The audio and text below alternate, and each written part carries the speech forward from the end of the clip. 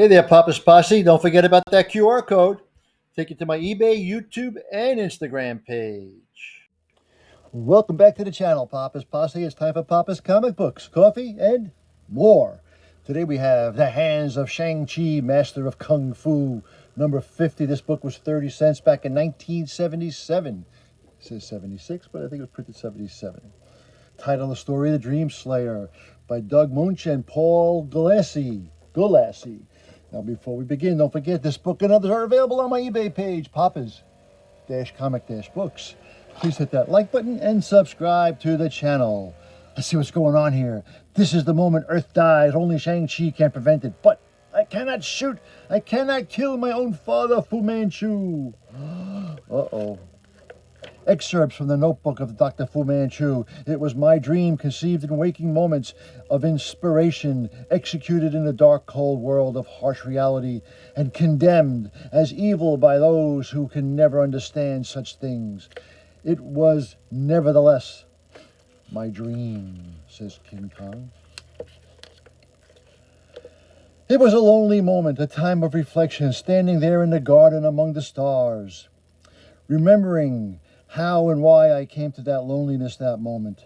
My city had been destroyed, the most sophisticated and efficient city man has ever known, buried under the icy rubble of an exploding Arctic mountain. But it mattered little, a loss and nothing more. Structures, technology, men I needed none of them any longer, for I had escaped my city, escaped that mountain of collapsing rubble, escaped the very planet itself. Now only the future lay ahead. Now looming from the immense blackness, only destiny awaited. I hurtled closer to the destiny, to its final phase, knowing that as the world fell smaller and more insignificant behind me, its importance grew, and so too did mine. Expectancy and great anticipation as awesome as the very universe. Those were my feelings as the rocket fell into the moon's orbit, as I was gripped and held fast by the vast strength of that which I would soon destroy. A sense of glory, majestic glory, crowned those feelings as the rockets fired, thrusting me faster along the path of the orbit, carrying me around the glittering, cratered surface of the satellite to its dark side, within sight of the portal opening to receive me. Soon I would enter the doom device. Soon my destiny and the world's destiny would be united.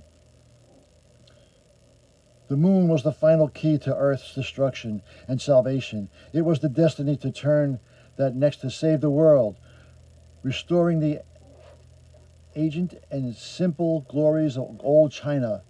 In those few moments, as all my feelings reached a plateau of inner ecstasy, I knew I had made the right decision. Only by leaving the world could I save. After all, I was immortal. Only I could guide the world into its endless future before it was destroyed itself and rendered immortality meaningless. Yes, two destinies have been united. I would leave the rocket now to enter the doom device in person and go to the forward deck, to my living quarters, where I would stand and garden among the stars, savoring the long, lonely moment of reflection and in the last moments preceding destiny. They shouldn't have done this kind of print on the black and made it so dark. It's hard to read that. And then I would get a Slim Jim. And then from there, I was right, Chi. We've docked in some kind of space station. He's gone now, along with other passengers. So this particular stowaway is going to stretch the cramped legs, even if it's not now or never. Hold it! There's a bunch of space-age sci-fi up ahead, probably coming to unload the rocket. You, 3, come with me to the biolab. It is time for Shaka Khan's immersion in celestial Fu Manchu's nutrient fluids. Only 2 in this direction, Reston. But remember, there must be no loud sounds, no gunfire. Right, Chi? As soon as these 4 get out of sight. There they go. Bam, bing, boom, they got him. The problem now, Chi, is roughly akin to finding that troublesome needle in the haystack, or in this case, finding the Fu Manchu in the space station. Which way do we start? Anyway, Reston, in all ways until we find my father and stop him. But never have I seen a pawn more nobly fallen, a trifle saccharine, perhaps, but all too true. Nevertheless, well, Scarfield, what is it you wanted? I finished with the journal for the day. It's about that girl, Ducharme. Sir Dennis, she's missing. This suggests to me that she has either been abducted or she has voluntarily defected back to Fu Manchu. I don't know, but maybe we can customize some vans. Well, let's see. Well, I suppose I can't say I did not expect something like this. Meaning, sir? There was no abduction involved, Sarfield, nor any defection. For that matter, Ducharme never really served us. That's quite apparent now. No, she merely pretended to do so, passing on to the seemingly important but actually worthless information regarding his activities, enabling him to keep as close a watch on me as I on him. And now she has merely returned to her true master for good. Her final mission has been accomplished. She alerted Fu Manchu to the assault mounted on his Arctic fortress by Chang Shi and the others, and he foiled that assault by escaping in his blasted rocket ship. We can only hope that Shang-Chi as Clive Reston can stop him out there before the world is finally destroyed by the mad fiend I have opposed. For more than 40 years, your elixir, Celestial One. Yes, thank you, Ducharme. All the interlocking shapes of destiny joined together. Now it is an irony that elixir Vita and developed by Shaka Karen, not Shaka Kar, Shaka Karen, who is both my slain ancestor and my reborn son. For just as his elixir preserves my life and youth, so too does discovery of nutrient fluids sustain his life. You may admit it now, very well, but remember that he does not like to be kept waiting. The fluids are ready. Soon, Shaka Karen, very soon. Wager that we've just hit an alternative jackpot. Gee, it may not be Fu Manchu, but as sure as the game is afoot, it's certainly the master's control set up for the orbiting amusement park. You keep moving, Chi. Go on, go ahead, and try to find Fu. I'll stay here and see if I can sabotage the control systems. I may not know much about computers and all that electronic muck, but a few key circuits should do the trick. I'll catch up to you later, all right? Chi? All right? What did he say? He said, Oh, something's wrong with you, Chi. Did you get hurt in all that fighting or what? No, I am fine, Reston. I was just thinking. But your plan is good. I will leave now. Before you go, Chi, thinking about what? About the explosion which destroyed the mountain, and about our last sight of Liko and Tar inside that mountain. Well, he saved our lives, but he had to commit suicide to do it. Strange bloke, Lorna. He always said he hated you, Liko. Either he was the biggest liar I've ever known, or he was a bigger man than any of us suspected. I left Ducharme in my garden among the stars, the bitter taste of immortality still burning my lips. Soon it would be time for Shaka Khan to bathe in my artificial nutrient fluids. I felt a need to visit him as re-experienced the warmth of matter, of maternal birth. I go now, Ducharme, to discuss my dreams with Shaka Khan as a father speaks to his son. Do not move, my father. I have come here to stop you. Then you have come a long way, Shang Li, all the way to the moon. But to stop me from what? From preserving the glory of human life? From saving the world? I have come to stop your actions for what they are, my father, not what you twisted words say they are. And yet someone must speak to the truth, which today seems twisted. The world is finite, my son, but the greed of the Western world is infinite.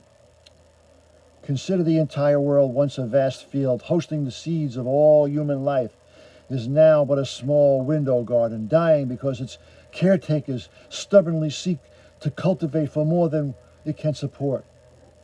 Consider, too, I alone of all those who wield power on earth have been able to look upon the window garden and see it for what truly is. My sight is thus greater because it is less because it is confined to the limits of immutable truth. You are not blessed with exclusive sight, my father. Others have looked beyond today and have faced the same future. Perhaps others have realized that the world's limitations cannot support a man's boundless expansion and consumption, Shang-Chi, but I alone possess the courage and conviction to take action on the realization to ensure that man and his world, in one way or another, again achieve mutual balance. At McDonald's. True, the nuclear destruction of the moon will create unprecedented catastrophe on Earth in the form of tidal waves and massive flooding, but it also true that to preserve life, I must destroy many, and that most of the survivors will be the people of China. Can anyone expect otherwise? To defeat the sun who now wish to disgrace me, I would have need of my new son's loyalty. The nutrient solution is ready, glorious Shaka Khan, if we may aid you with your armor.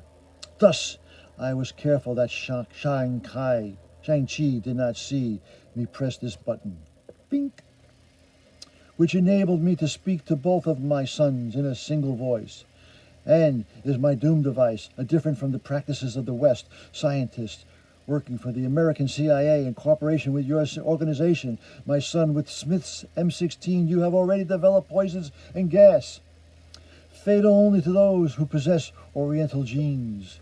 So you see, I cannot allow you to stop me, even if you are my son. Even if it means your death at the hands of my new son. He who is loyal, Shang-Chi, where you are treacherous. Wait, leave my armor as it is. You think I am mad, Shang-Chi? My plan to return from the new heavens and rule a new world of my creation suggests a fixation with a godhood, but a deranged godhood. Done, I hope, which seeks to achieve creation through destruction, now to find chi. Perhaps I am mad. My life has been sustained through more years than have been worth living. Shang-Chi still lives. I failed my father. I must go now and amend that failure. But glorious Shaka Khan, your life must be renewed in the nutrient bath if you want much longer.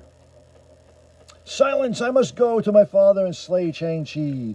And to one who is immortal, Shang-Chi, who is supremely jaded, what is left besides godhood? I warn you, my father, I will allow you to come no further.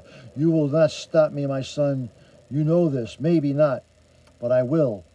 I've got a father myself, Fu Manchu, so I can understand why Chi might hesitate, but the only worry I have at the moment is following my father's footsteps.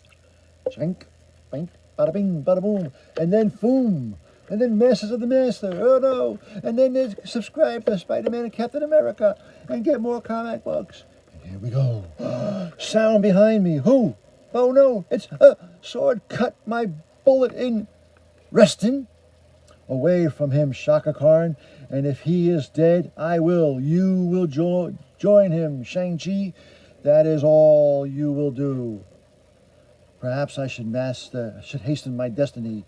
Detonate the moon now. Indeed, Shaka Khan, but you have claimed the death of my own son, my false son, once before the past. See that you do not fail again.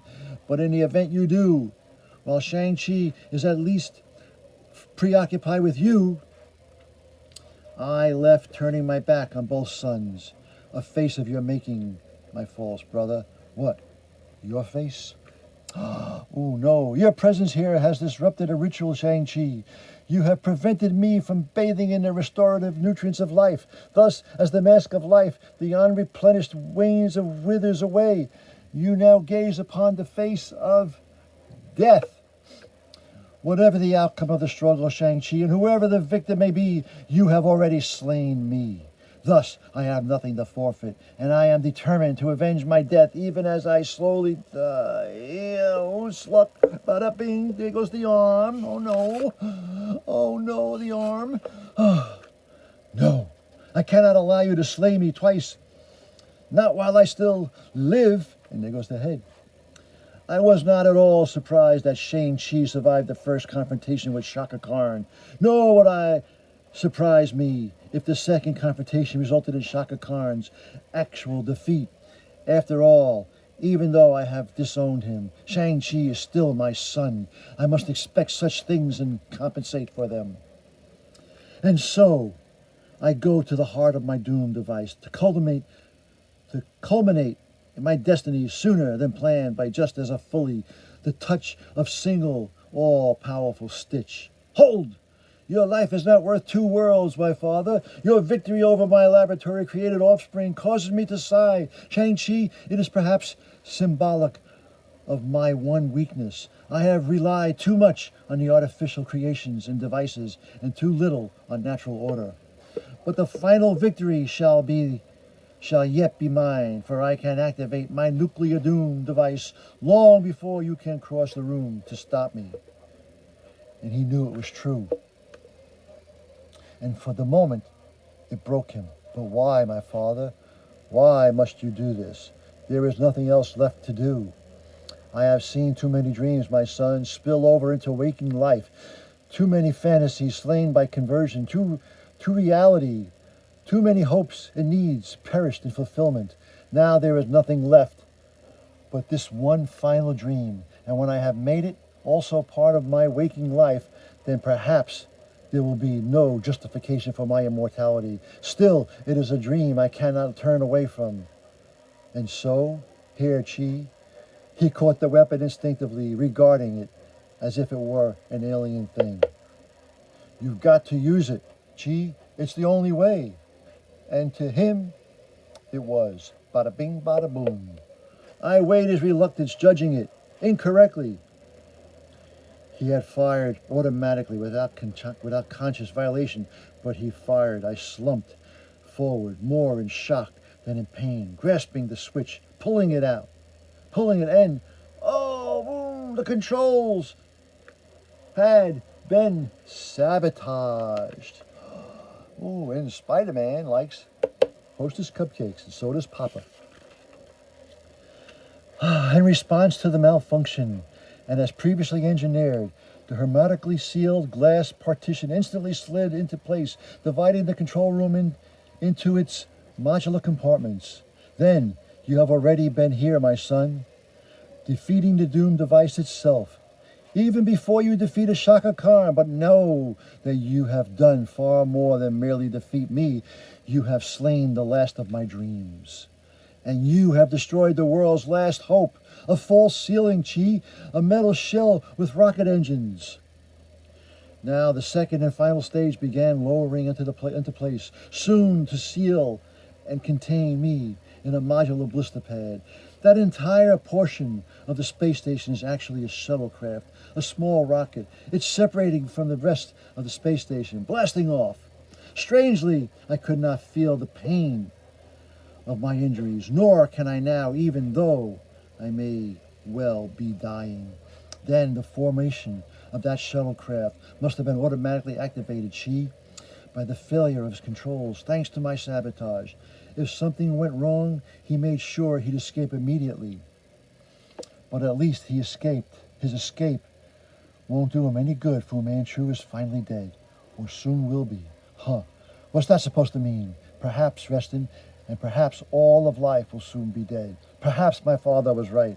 And now, as I record this narrative for transcription to my notebooks, either it will soon end for me or it will all begin anew.